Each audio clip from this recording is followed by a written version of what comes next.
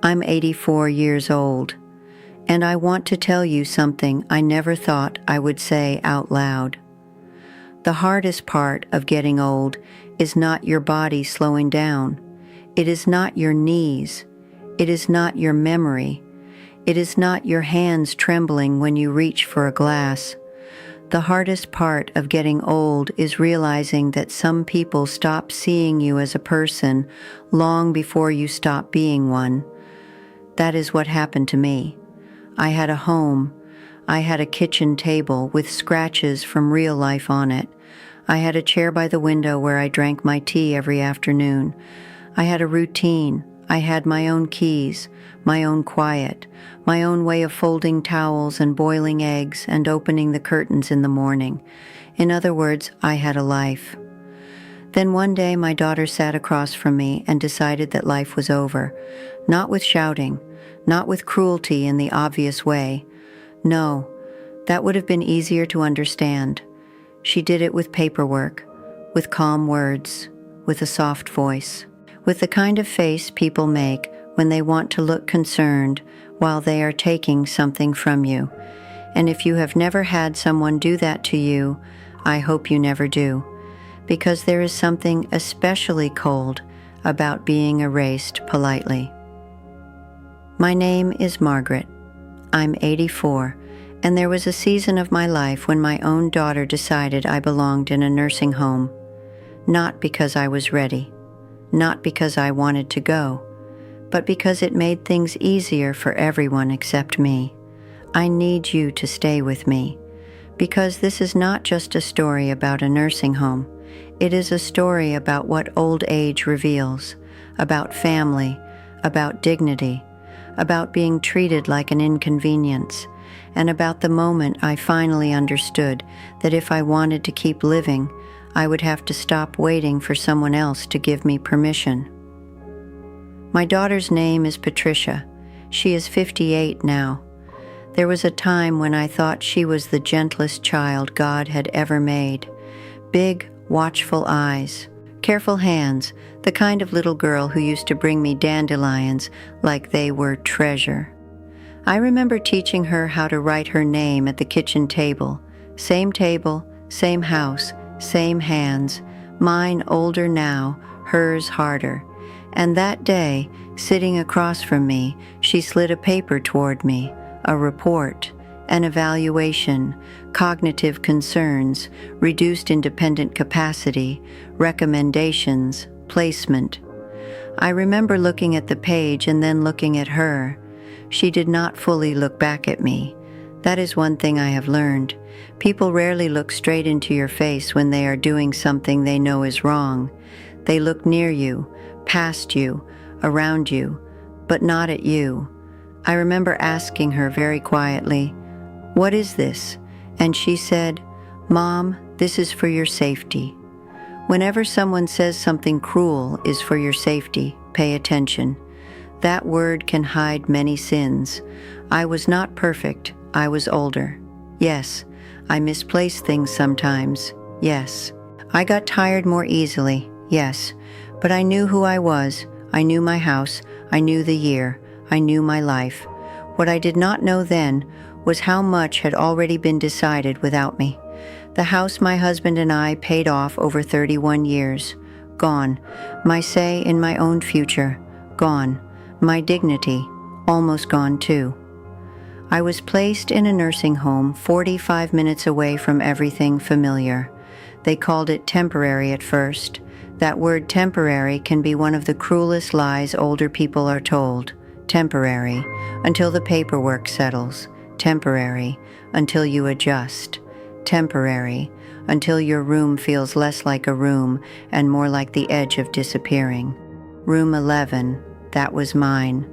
A single bed, a window that faced almost nothing, a television mounted high like I was already sick enough to spend my life staring upward, a drawer that stuck, a mattress that made a dry sound every time I turned. People who have only visited places like that do not understand them. They see polished floors, a smiling receptionist, a brochure, maybe a seasonal wreath on the door.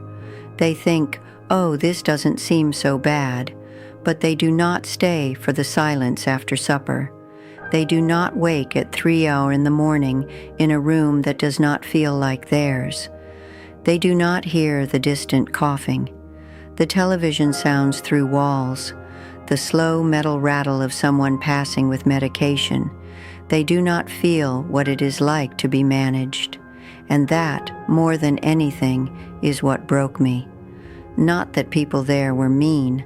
Most were kind. That was almost the worst part, because kindness without recognition is still a kind of erasure. "Good morning, dear." Time for breakfast. Time for medication. Time to rest.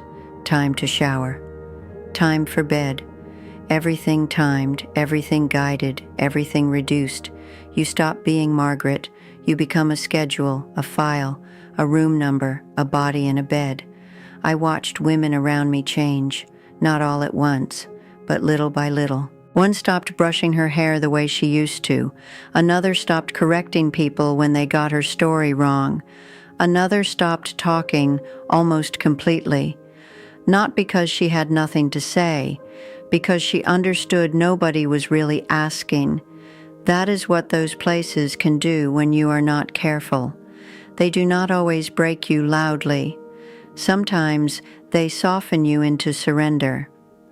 There was a woman there named Evelyn, used to be a school secretary, still remembered birthdays better than most people half her age. One afternoon she said to me, "Do you know what this place is?" I thought she meant the building, the institution, the facility, but she shook her head and said, "It's a waiting room. That's what it is. Some people wait to die, some wait to be remembered." That sentence sat with me like a stone, because it was true, and I was terrified of becoming someone who waited too long. At first I tried to be reasonable. That is how older women are trained, you know, to be reasonable, to not make trouble, to not embarrass the family, to not be dramatic. So I told myself maybe Patricia was overwhelmed. Maybe she truly believed this was best. Maybe things would get sorted out. Maybe I would go home once everyone calmed down. That is how false hope keeps a person still. Maybe, maybe, maybe. But maybe is a dangerous blanket. It keeps you warm while your life is being taken from you. On one of the early days there, Patricia called. I still remember the way I sat straighter when the nurse said I had a phone call. That is another humiliating thing about late life dependence. You become grateful for crumbs. I picked up and heard her voice, bright, careful, asking if I needed anything. I said yes. I need to go home. There was a pause. Then she said something like, "The house situation has changed." The house situation. Imagine losing your home and hearing it described like traffic. I asked her what that meant. She said she would explain later. She never did, and in that one moment, something inside me grew cold. Not loud anger, not even grief exactly, a colder thing, the understanding that I had been translated out of my own life, that decisions had been made in rooms where my name was spoken like a problem to solve. Weeks passed, then months. I began keeping track of the days, not because I am sentimental, because I needed proof that I was still here, still thinking, still watching, still myself. I found a small notebook, orange, plain, fit in my sweater pocket. Every day I wrote the date, the weather, one thing I saw, one thing I remembered, one thing I refused to let disappear. Sometimes it was small. Rain this morning. Woman in the hall humming something from church. Mashed potatoes cold again. Sometimes it was larger. I still know the address of my first house. I still remember my husband's laugh. I am not confused. I am trapped. That notebook became my rebellion. Very quiet, very old woman rebellion, but rebellion all the same. There was a man there too, a retired bus driver, Mr. Holloway. He had a way of staring out the window as if he expected a route to come for him. One day I asked him what he was looking at. He said, "Nothing. That's the problem." I did not understand at first. Then I did. He meant the future. There was no future in that room, only repetition, only maintenance, only enough life to keep the body going, no expectation of joy, no imagination, no tomorrow you could choose. And I thought, if I stay here too long, that will happen to me. I will start confusing survival with life, and that may be the saddest mistake old people are forced into. Survival is not always life. Sometimes survival is just the space between who you were and who others are willing to let you remain. The worst part was not even the routine, it was the shrinking. My world grew smaller in ways I could feel. Smaller choices, smaller voice, smaller appetite, smaller hope. When you are not choosing your own day, you slowly stop expecting the day to belong to you. That is how a person disappears before death. And yet, I also learned something there, something many younger people do not understand. Old age does not kill desire for freedom, it sharpens it. When you have fewer years left, every stolen day feels heavier, every humiliation costs more, every compromise touches bone. I am 84, not 24. I do not have endless time to wait for someone else to do right by me. That is why one morning I stopped pretending I was adjusting. I was not adjusting. I was fading. And once I named that truth, I began to watch. The front desk, the sign-out sheet, the staff changes, the sounds, the rhythm. If you live long enough, you learn something useful. Every system has a weak point. Every routine has a seam. Every structure depends on somebody not paying attention for just a moment. I was not planning anything at first. At least that is what I told myself. I was only noticing. Noticing is how survival begins. At 7 a.m., the night staff began handing things over.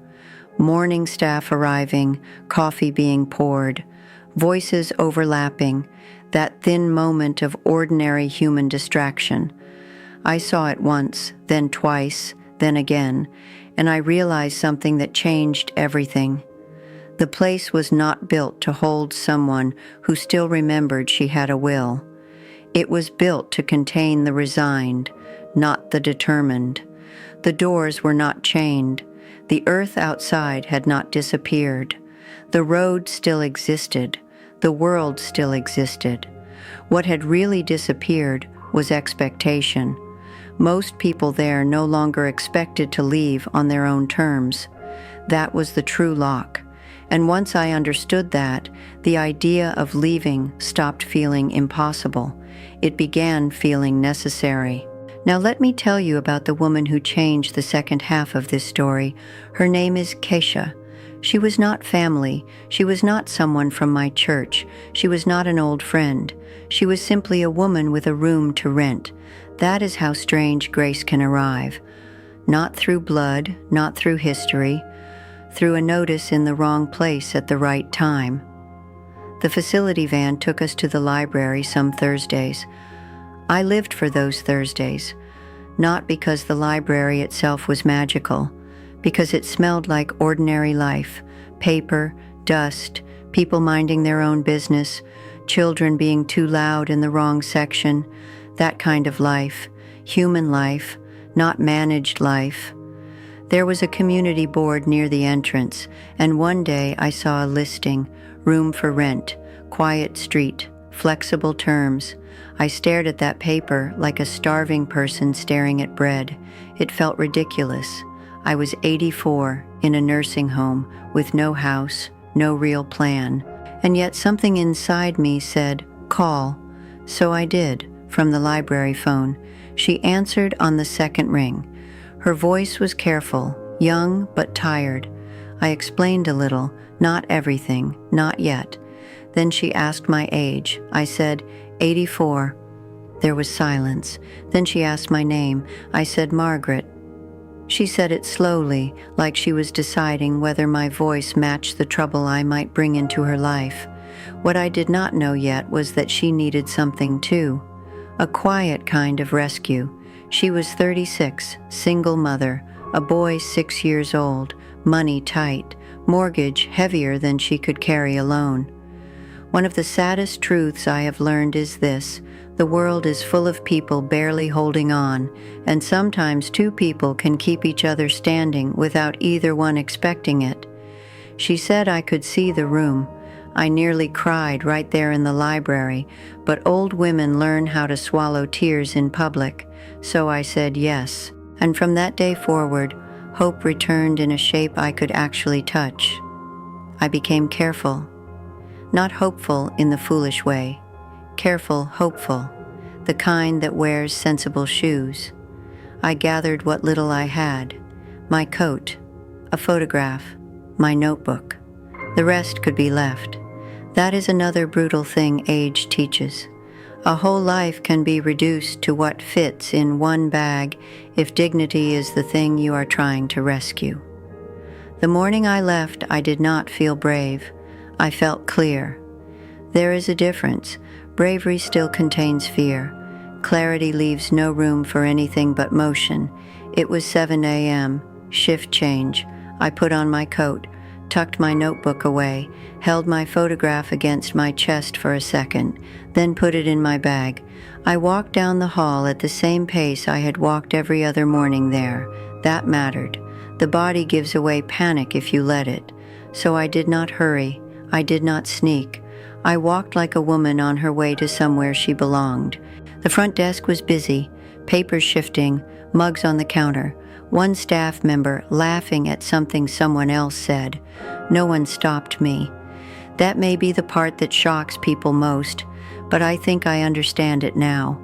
The world often lets old people disappear because it assumes they no longer have destinations. When I stepped outside, the air hit me like truth. Cold, bright, unmanaged, mine. I still remember that first deep breath. After so long indoors, it felt like my lungs were being reminded of something. You are alive.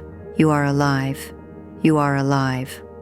Kesha met me later that day, not dramatically, no music, no grand rescue, just a woman opening a door and looking at me with honest uncertainty. She did not treat me like a child. She did not call me sweetheart. She did not over-explain. She said, "Come in." Sometimes dignity returns in 2 small words. Come in. The room was simple, small bed, lamp, curtains that did not belong to me but could, a dresser, a window, and because I had chosen it, it felt bigger than room 11 ever did. That first morning in her house, I came downstairs and found her standing at the sink, eating cereal straight from the bowl, not really tasting it. The face of a woman carrying too much. I asked if she wanted coffee. She looked startled, almost amused. "Do you drink coffee?" I said. "I have been drinking coffee since before you were born." That made her laugh, and laughter is one of the quickest ways to turn a strange room into a real one. So she sat. We had coffee, not deep conversation, not at first. But no one was managing me. No one was measuring what I ate or telling me when to rest. I was simply there, a woman in a kitchen, a real kitchen, making coffee. That morning gave me more life back than any therapy session could have. 3 weeks later, her little boy came home from school with a drawing. Houses, stick figures, one small one taller one with gray hair. He handed it to me and said, "That's you." I asked, "Who am I?" And he said, "You're Grandma Margaret." I had to look away for a moment, because when a child places you inside a picture, it can heal something adults broke. No paperwork, no evaluation, no label, just presence, just belonging. Now let me tell you something painful. My daughter did call, eventually. Not quickly, not apologetically, just enough to keep herself connected to her own version of the story. She asked where I was staying. I told her. Then she asked with who, and I said with family. There was a pause on the line, because that word landed harder than any accusation could have. Family. Sometimes family is not who holds legal papers. Sometimes it is who makes room for you at the table, who asks if you slept well, who notices when you are too quiet, who lets you remain fully human. That is the cruelest lesson of getting old. You find out who loves you and who simply waited for your life to become useful to them. I do not tell this story because I hate my daughter. I do not. That is too simple. Life is rarely that simple.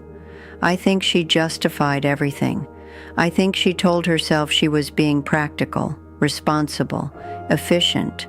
Maybe she even believed she was protecting me. But there is a kind of selfishness that wears the mask of concern, and older people know that mask better than most. I also know this. If I had stayed in that place, waiting for her to change, I would have disappeared there, quietly, neatly, politely. That was not going to be my ending. I am 84 years old. I wake up in a room I chose. I keep my notebook by the bed. I drink coffee in a kitchen where I'm not a burden. I help with little things, folding laundry sometimes, shelling peas, listening, being there when life feels heavy for someone younger than me. That matters. Older people do not stop needing purpose, and once purpose leaves, decline moves in quickly. That is why I believe this with my whole heart now. What saves us in old age is not only medicine, not only safety, not only management. It is dignity, choice, belonging, usefulness, love that does not reduce us. A room can keep you alive, but only dignity lets you live. So if you are older and listening to me now, please hear this clearly. Do not give your spirit away too early. Do not let a report become your identity. Do not let other people narrate the end of your life while you are still breathing with strength inside you. And if you are younger, if you have aging parents, listen even more carefully. Safety matters, yes, but dignity matters too. A person can be kept safe and still be slowly destroyed. Do not confuse management with love. Do not confuse convenience with care. And do not ever forget that older people still feel humiliation, still feel longing, still feel when they are being handled instead of heard. I am 84, and I have learned that disappearing is not the same thing as dying. You can disappear in a room where everyone speaks kindly to you. You can disappear while being fed on time. You can disappear while everything looks fine from the outside. But you can also come back. That is the hopeful part. You can come back. Maybe not to the same house, maybe not to the same life, maybe not to the same people, but to yourself, to your voice, to your appetite for one more morning that belongs to you. That is what I chose. Not escape. Life. That is the real word. I chose life. And now every ordinary thing feels different. A lamp I can switch off myself. A window I open when I please. Shoes by my own bed. A child asking me to look at his spelling homework. A woman across the table saying, "Coffee?" These things may sound small. They are not. Small freedoms become sacred when you have almost lost them. So yes, my daughter put me in a nursing home, and yes, I left. But the deeper truth is this. I stopped waiting to be treated like I mattered. I walked toward a life where I still did, and that choice gave me back more than a room. It gave me back my name. Thank you for sitting with me.